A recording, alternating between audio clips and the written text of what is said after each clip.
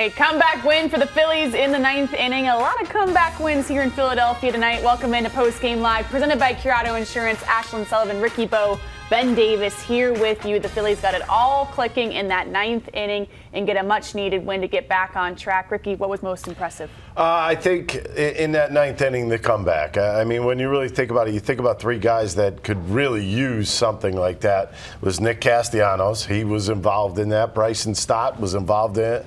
And then Rojas hitting a home run. Who? What? Where? Perfect. Just really good timing.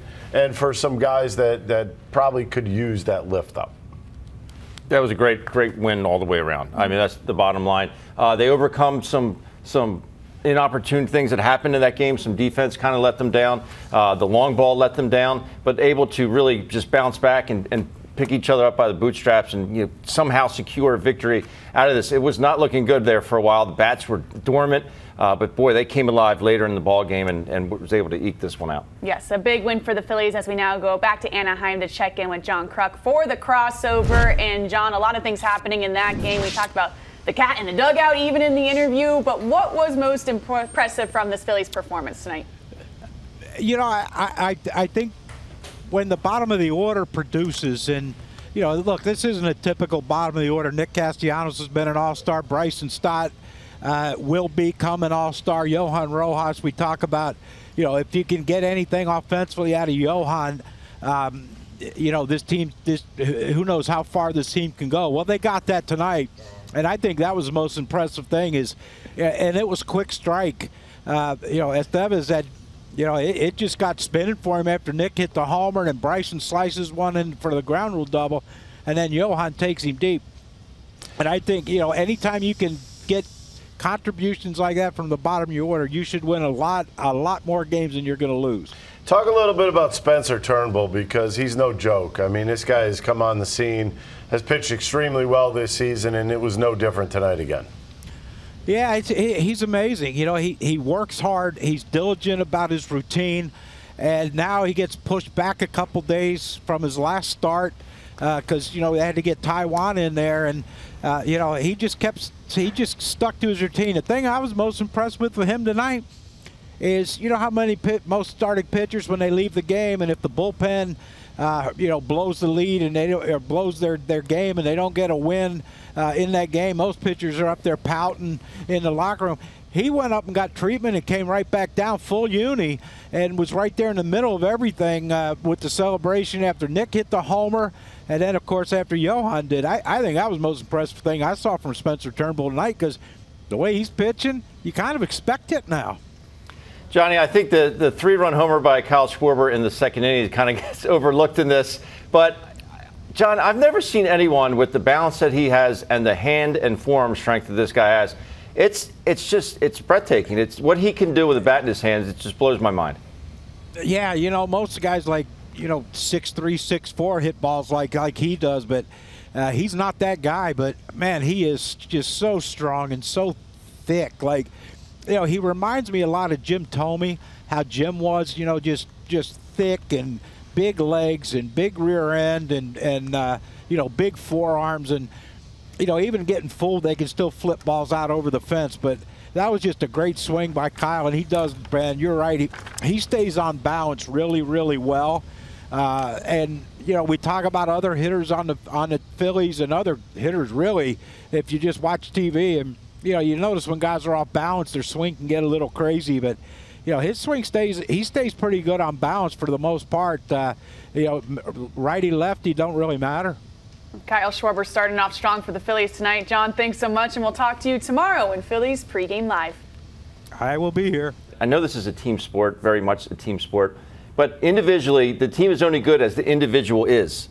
And right now, Johan Rojas is doing the job. He's doing it defensively, obviously, but his bat is starting to come alive. He's got a better idea at the home plate. He's not getting overrun with fastballs. He's adjusting to the breaking balls, and all good things, good positive things. And you can see how happy he was and how appreciative he was of the coaching staff of Trey Turner. He said these guys have been very instrumental in the turnaround that he's had, and he really appreciates it. It's good to see. And again, when you look at this Phillies lineup, I think you know what you have 1 through 5. But, I mean, you look at the bottom of the order, Nick Castellanos started off horrendously. He didn't have any extra base hits, I think, through, 15 games? I mean, that's a little ridiculous in itself. I mean, you had Rojas, who started off at 1 for 22, and Stott, who had struggled for most of the beginning of the year.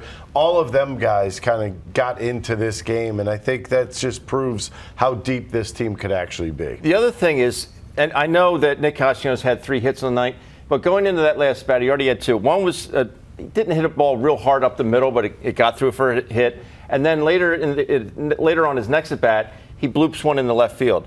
Now, 2 for 2. Mentally, that provides a different kind of buffer zone for you as a hitter. You say, man, I already got 2. So you're kind of feeling better about yourself. All of a sudden, you get a fastball out over the plate and take even a better swing at it and stay behind it in a huge situation to tie the ball game up. But from a mental aspect, knowing that you already have those 2 on the night, it helps out. It does. Yes. But, I mean, for him to come into this pitching staff and do what he's done it's pretty special. And I mean, in my opinion, he's the one guy that doesn't seem to miss a beat every start. It's like if he falls a little bit off, he kind of rights the ship during the game that he's pitching. He makes adjustments very well. For having limited innings last year, he's really shown me a lot in his competitive nature. He had 15 swings and misses tonight. That's an awful lot. In 5 1/3, that's a lot of swings and misses. How about the duffel bag he brings out with him? Can you imagine going out there with that? Are you kidding me? I mean, if I was starting, I'd have a glove on my hand, and that would be it. Let's go. He's ready. Hey, he's prepared. He's prepared. I love it. Just in case something goes wrong, he's got his suitcase for the play. And now he It has to be awfully wrong. Yes. And I know many fans are not okay with that, and a lot of people aren't okay with it because how do you send a guy like this to the bullpen, Ricky? You shouldn't. I've said this from the beginning. I think, in all honesty, I think Christopher Sanchez should be that odd guy out right now. If you want to look at the starts that both of them have had, I think he's been pitching better, obviously. I think he's been, especially lately, the last couple starts, he hasn't missed a beat. And that's hard to do. I mean, you're watching a guy who's holding a 1.39 ERA. That's not easy to do. You could have one blow-up inning, and that could go up to a 2 or a 3. And you look at what he's done, he just continues to pitch. And he doesn't change anything. I think that's what's special to me is he's just working around the plate, hitting his spots, and it's the same thing over and over again. It almost looks boring, but he's just doing his job. And Christopher Sanchez is finding way too much of the plate right now. Yeah, but with his limited innings pitched last year, can he physically do that, Ricky? Well, he said he doesn't want to hear about those innings, and I'm right there with him. And why? But why would you? If you're hitting 366, I wouldn't change anything either. I like it because if you saw, he makes an out now, and he's not happy with making outs anymore. That to me shows that he's seeing the ball extremely well. He missed one pitch in this game, and he wasn't happy with himself. Well, that's a good thing sometimes. And I think for him, I think it's like a sign of maturing and kind of growing up, saying, you know what, hey, I could have hit that ball too. I mean, it was something I might have missed, but he's not missing a lot of baseballs, and especially the pitches out over the plate. He hits the right field with the best of them, and now he's starting to turn on some balls on the inside part of the plate. So he's got it working on both sides. Yes, he does. A lot of progression this season for Alec Bohm, and now let's go back over to the Angels to hear from manager Rob Thomson. It's crazy, huh? Castellanos and Rojas only have one homer all year. Yeah. They both come through big. Yeah, I thought that was one of the better wins of the year, really. Just because of what happened last night. We got out to a 3-0 lead, and they came back, and we didn't recover. We got close, but tonight we recovered and overcame it. And the guys kept fighting. Castellanos' home run was huge. And then, Stott gets the ground rule double. Rojas, I guess, was hanging slider and just got all of it. So it was a big win. Turnbull again threw well. I thought it was a good win. Marte should have been out of that inning. He gets the really double play ball and just pops out of Trey's glove. But, you couldn't recover from that. So Great win. Nick's got a couple of homers now in the last 5 games. Yeah. He's hit some balls hard. He got a couple of singles tonight. Yeah. Do you just They sort weren't of, very hard. No, they weren't hard. did you just? But he hit the ball to the wall last night. Yeah. Yeah. Do you sort of like what you're seeing from him swing wise? Do you feel like the confidence is sort of I do, coming? and I've been liking it sort of for about 10 days now. He's just sort of he's laying off some tough pitches, and he's not chasing as much. And Nick's a streaky guy. He gets hot. He can carry a club. So I like where he's at right now. Did you see his finger point as soon as he hit it? No.